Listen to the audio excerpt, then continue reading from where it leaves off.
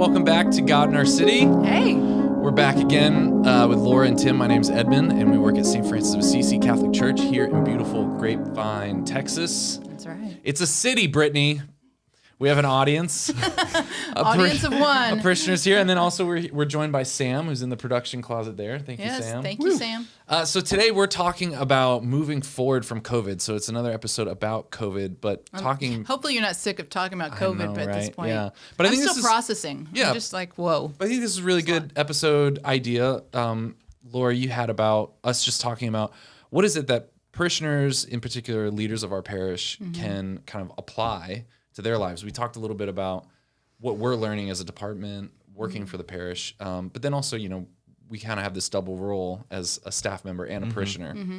And so thinking about... We're people too. Yeah, we're real people too. So thinking about how can we move forward and what can we really learn about this time? Yeah, I mean, I was just struck by some of the reactions of people, the few people that I interacted with during the shelter at home, what they were thinking and how they were reacting to the sudden drastic change of their life and how they spent their time. Yeah. And, one of my neighbors said, I didn't realize how busy I was. I don't want to go back. And I gave me a lot of pause. I thought, wow, that's really something very wise to kind of consider, like just because we don't want the pandemic to continue for sure, right? We don't want people to be dying. We don't want the hospitals. We don't want all the economic effect. But at the same time, what can we learn from this time that we could take into the post-COVID world, right? For sure. Like, praise God if that happens and when that happens. But maybe we can learn some stuff from this time, and what could we learn? So, and again, we don't want to. I'm always insecure that we're going to be, just looking for the silver lining. So I don't want people to think that that's all we're doing. I mean, we acknowledge it's a very difficult time, very challenging. Right. People have, suffered a lot during this time, physically, economically, but I think, emotionally. Yeah, and I think, however, the caveat to all of that is that with every challenge, there's an opportunity for growth, and there's an opportunity for us to prayerfully discern what is God trying to teach us in these moments of struggling. So Tim, what for you when you've been exposed to parishioners or just kind of walking with different people going through this difficult time? What's kind of stood out to you? Or maybe his own experience too. Yeah, sure. Right? Yeah. I mean, there's a lot. Like, for instance, you can't buy a bicycle right now. Like, if you go to a store, It's right? so crazy. That is so they're crazy all, to me. Everything, all these outdoor activities and, just things that help people get outside. People are really taking advantage of that right now because, many places are still cold or closed and it's not at full capacity. Yeah. So I think that's really interesting. And I'm hearing that from some people, just like more family time, that they've learned a lot about, like you said, Laura, how busy they are. And but that really stood out to me. Like, people just wanting to get outside more. And so that's not on a deeper level, but I think there's something beautiful about that. So that's one prayer that comes to mind. Yeah. Three things that we thought about when we were reflecting on all the different experiences we've had, and then things, we're hearing from parishioners, was like time, priorities, and community. And so we've talked a little bit about time, but I think the time thing brings to light our priorities. Like the time issue. How like, you spend your time. Yeah, how much or how little time you have. It really leads into that next point that we felt like all of us could move forward with, which is like, what are our priorities? Yeah. I think in the past, but pre-COVID, we didn't realize that our time was being spent in ways that we weren't intending it to be spent. Like, all of a sudden there was no time, and sometimes there's things you sign up for, like when you put your kids in school, then there's a portion of your time that's just kind of written off because it's what the schools dictate and what, how much homework they have and projects and stuff like that. If you sign your kids up for, a sport, then you're obligated to, go to the games and go to the practices and practice at home and different things like that. So you choose those things, and maybe how much they're going to take of your time. Maybe you don't, but the cumulative effect it's like all of a sudden every moment is scheduled, and you didn't mean for that to be that way. And so now when everything stopped, you're like, first of all, what do I do with my time? I think that we had a hard time slowing down. I did. Yes, I can totally relate to that. And I'm hearing that too. Like, one of my family members, I was actually, speaking to my mom the other day too, and How's she doing, by the way? Thanks for asking, Edmund. She's all right, Okay. But she was like, it took me 3 months to be okay with being home all the time and recognizing Yeah. like, this is mine, everything's okay, like I belong here. And just to find peace with things slowing down as much as they did Yeah. for her. And so it is like a real adjustment. Yeah. Um, I would agree that feeling okay with stillness. yes. Yeah. Which is ironic because stillness is how we encounter God most times, right? So if we are not still, I mean, granted, God is omnipotent and all those great omni words, but he can catch up with us. But if we're trying to outrun him unintentionally, it makes it hard. So if we can't come to him in stillness, if we can't achieve stillness, then how are we going to encounter God at all, right? It's so it took me a while to get used to the stillness and to be at peace with that. And then I found myself leaning into it and this could be really great, you know, and finding this beautiful peace and connection with God through that stillness. And, you know, you hear all these talks about, you know, quality time and how important it is to have quality time with your spouse or quality time with your kids. But quantity time is a good thing too. Just being together and doing nothing, it's a really big thing. And it leaves you open to those spontaneous conversations that might not come up if you have scheduled an hour of quality time with your child or spouse, you know? And that goes for God too. I mean, if you have more time to be idle, to be out in nature in his creation, suddenly you might find yourself having a conversation with him that you wouldn't have had if you scheduled your time all out, you know? Yeah, we live in such a culture that oftentimes really worships at the altar of productivity for sure. and busyness and activity and production. And so I think it's probably a really good time for all of us to really reflect on, you know, Jesus's life of he had 3 years to do ministry, and arguably his productivity was the most important, the most crucial for like, the life of the God of the world. universe. yeah, Universe. him not being lazy during those 3 No years pressure. is really, really important, you know. And what's writing on it for me? Yeah, Not so much. yeah. So, you know, like, but his model of spending so much time in isolation and spending so much time, you know, that balance between public and private conversation with God and ministry. And I think that's really good for us to reflect on. Is it cold? I didn't turn off the AC. That's okay. Brittany, could you turn off the AC? I forgot about that. It's freaking We're cold in super here. smooth here. So, yeah, I think that's really important for us to reflect on. Another thing that came to mind, I think I heard you say this once. You said, I can tell a disciple by looking at his calendar. Like I can tell whether or not you're truly a disciple of Jesus by looking at his calendar. And Tim didn't say it in like a judgmental, angry way. Like because I Tim can tell. does not go that way. Yeah, that's I not can Tim. tell. But I thought that was so challenging because our calendars often represent things that have to get done. We don't often schedule stuff on our calendar, like literally write down the fun stuff. Like we might schedule vacation, but we're not often scheduling like 30 minutes of doing nothing on Tuesday, right? We're just scheduling like things that have to get done, fix the windshield, do the thing, like you have to go to the meeting. And it's really hard sometimes for us to schedule in time that might not seem to the world very productive. Something that comes to mind is that getting to a place of stillness and a place of deep prayer, connection, it's going back to it takes time to get there. Like for everything to kind of settle down. Yeah. And so I've seen, you know, with me during this time, but just in general in life, when I'm trying to go deep with prayer, the first few times, or when I'm trying to get back to a deeper place of prayer, it's really uncomfortable and it's hard to sit through it. Yeah. You know, I don't know. Do you guys experience that too? Oh, like for 100%. sure. it For sure. feels really restless. It's so tempting to end the prayer quickly, you know, or the downtime and just be like, I got to go do something. I got to be more productive. And I undermine it. It's easy to undermine it at the beginning. Well, even we have weekly department prayer where we go to adoration and we pray as a team for a half an hour. And it used to be right before our weekly staff meetings, but that's changed. So I have a hard time. It takes me a good 10, 15 minutes to get into the chapel or church and settle my brain because I've been working all day and I walk from my office to the sanctuary, which is a blessing that I have it so close in proximity. But in my head, it's very far away Yeah. because my mind is going and thinking about all the things I've been doing. And it takes me a long time to kind of switch gears. And I do that weekly with you Yeah. guys. So, Yeah. and I have the accountability of you guys helping me get into that mindset. So yeah, it takes time, you know? Remember Brett Metzler, a seminarian, he's a deacon He's now, a right? deacon, I Brett, know. Congratulations. If you're watching this, man, we miss you. Yeah, we do. He was saying, a lot of times we're quick to recommend to people 10 minutes of prayer. Just start there, which is really good for building the habit. But it's also really important to say, like, if you're only spending 10 minutes in prayer, like, it takes me 15 minutes just to get to a place of stillness Yeah. to Yeah. where I can calm down and unplug. And so, like, we should have our big boy pants on and like say Right.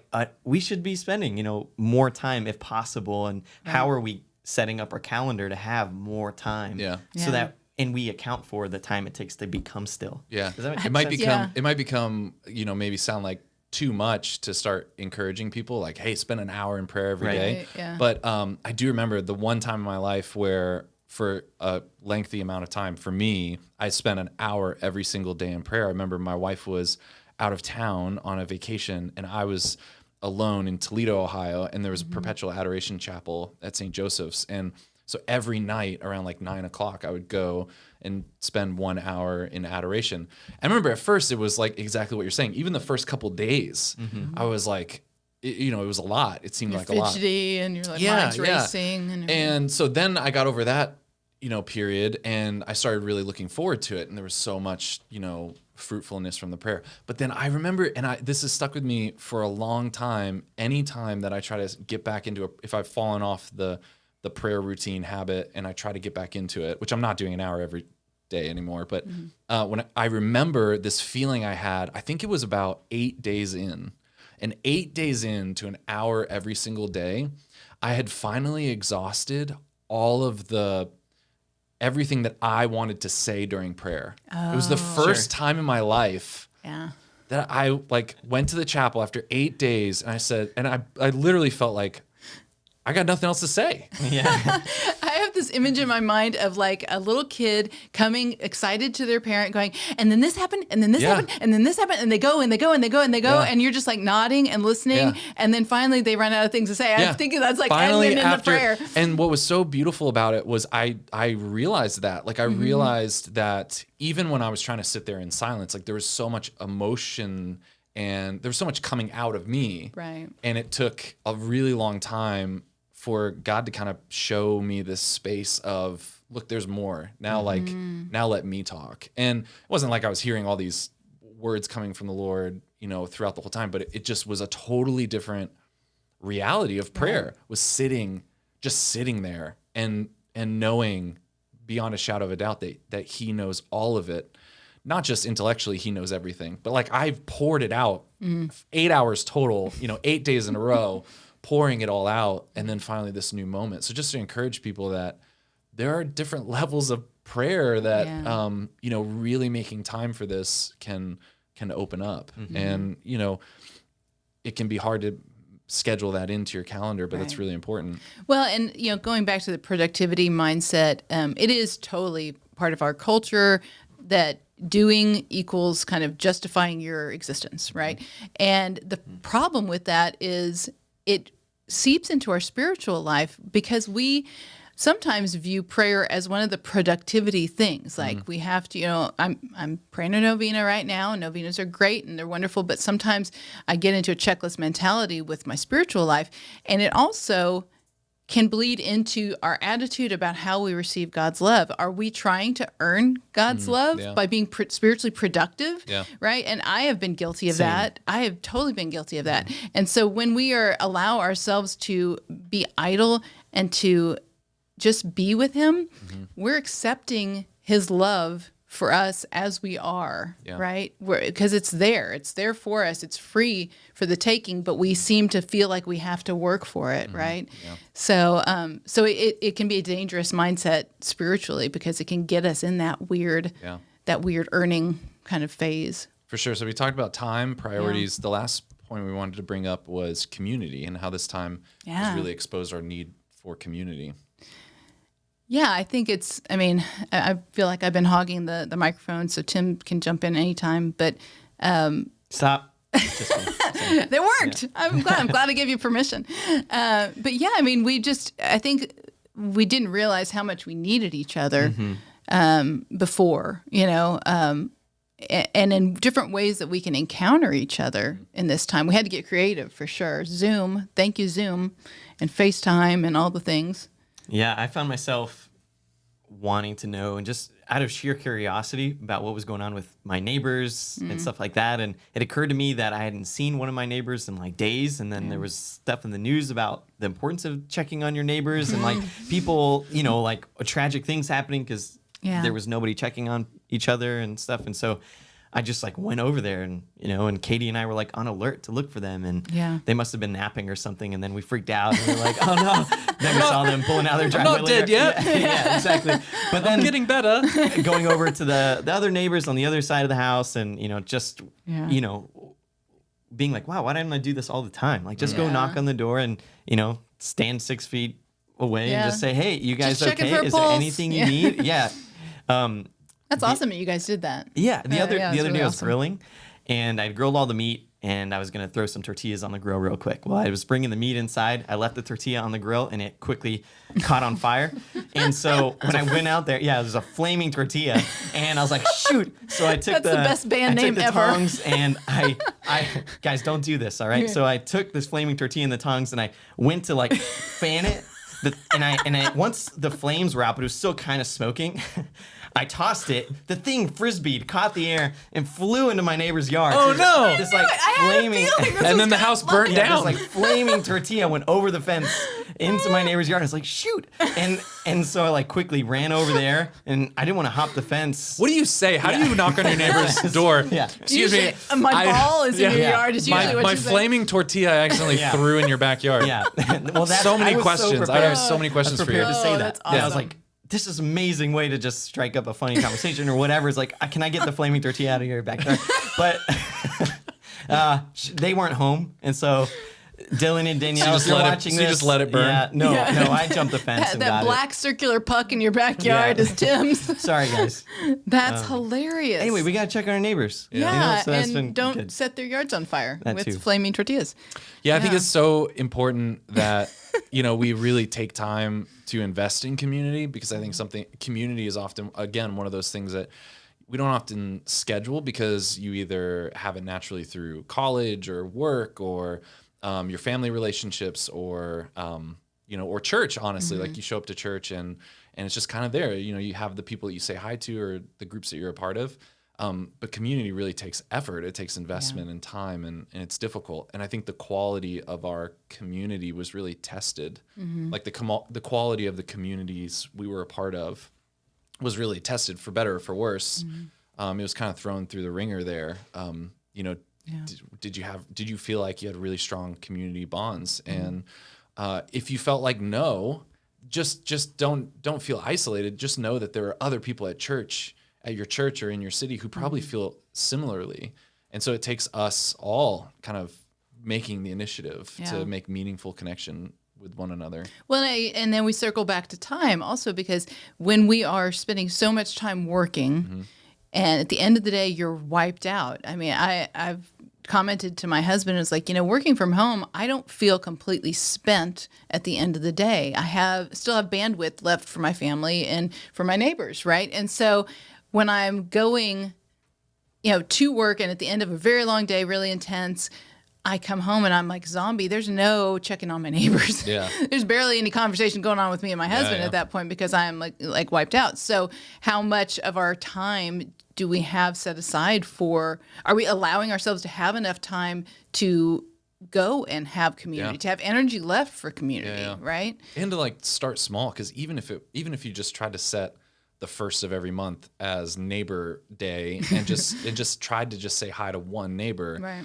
you're going to look back after 3 months and be like, man, I did that 3 more times than I would have. Right. Yeah. Yeah. Yeah. And I struggle with that, having the high ideals and the ambitions, but setting everything so high that that I just will crash and burn because it's way too much, and giving myself little incentives, little steps in the meanwhile. So that once a month thing, that's totally doable. I mean, that's where we come from when we start saying 10 minutes a day set aside for God. That's the mentality, is to make it not overwhelming for people, but there is benefit spiritually and in our communities to having more time set aside for those things where you can go deeper, right? If you really want to be encouraged and just challenged by neighborhood hospitality, there's a book called The Gospel Comes with a House Key. Oh, cool. Do you remember I don't know that author's name? I don't. I'm blanking on it. But it's very, very good. Written by not a Catholic, but a Christian nonetheless, and just how she had poured so much time and energy into her neighbors to the point that when the community was really tested by, I think there was a house on their street where they were producing meth or something, and it blew up. And so like all these ambulances and fire trucks come, and all of the neighborhood congregated at her house. Like they just knew. I mean, she said There's that always food ready. Yeah. They were just open. she had all of her decisions, even about her kitchen, were about how do I make enough coffee for 20 people? How do I make enough food for 20 people? So, I mean, she had enough coffee pot, and everyone just kind of congregated there, and the door was just open. And so again, not everyone has that charism to that degree, but it was really challenging and inspiring just how much she cared for everyone in her neighborhood, to the point that when the community was tested, they all came together. And it's not just to put her as the hero or anyone listening to this that you need to be that hero, Right. but just that the whole community, when tested, really came together, in one place. So really encouraging. All right, so as we wrap up, we're gonna try to start doing some like local shout outs. Oh, nice. So this could be a restaurant. We'll call it some weird name, Grapevine Groupies, or I don't know. We'll call it like local. How about Great Grapevine? The Great Grapevine? Great Grapevine. So this could be tips? I a don't know. parishioner. It could be a restaurant. It could be just something local that you want to give a shout out to. I'll go first. And Don't people- steal mine. Redefined Coffee. Okay, you're good. I mean, I like Redefined. It's just not I've my given thing. Redefine a lot of shout outs, but I just want to say again, that was mine for today. I've really enjoyed. If you have not been to Redefine, the coffee shop across the street from Sonic's over near Main Street, Sonic, uh-huh. so good. My wife loves the mocha. Used to be a 7-Eleven a Yeah. long time Yeah. ago. Really? Yeah. Yep, and the quality of Does coffee not has look like a gone 7-Eleven. up. Yeah. So that's my shout out, Redefine Coffee and Grapevine. Really like that place. So what about you guys? What For comes to me, mind? it's the Grapevine Main Street Bakery, the Ooh, bistro good and place. bakery. Yes. Oh my gosh, the chocolate croissants are to die for. And breakfast. I don't need to eat anything else there besides the croissant. Parisian. Parisien. It's a croissant, potato, or what? Like Chop chopped. fried potatoes with Yeah. some red peppers. In Yes, and Oh, man. eggs and bacon and avocado. It's so good. And years ago they started doing the bistro, which is like the evening meal kind of Yeah, stuff, yeah, and then yeah. they expanded. And so my husband and I have had a couple of anniversary meals there, Yep. and So have we. so Burgers good. are good. Oh, we didn't have burgers, Burgers for our are good. anniversary. Yeah. They have burgers now. Oh, yeah. See, I Very didn't- good burgers. Obviously, did not do that. Tim, This is kind of controversial. It's not. Whoa, Trump is your local shout out. Yeah, no, it just He's because not it's not local. only here in Grapevine, Mm-hmm. but the people at Taco Casa are so nice. They always say my name. The Grapevine people. They say your name. Yes. The Grapevine Taco Casa? Yeah, Grapevine you guys, if you're listening to this, you're amazing. And go I do Taco believe Casa. you have the best crunchy taco in Oh, town. for sure. I would totally agree with you on that. Well, awesome. Well, thanks so much for listening, and hungry. tune in every Monday. I think these episodes are coming out, so tune in every Monday for God in Our City. Thanks, Lauren and Tim, for being here. Yeah, it was great. And thanks for Thanks listening, for having us. everybody.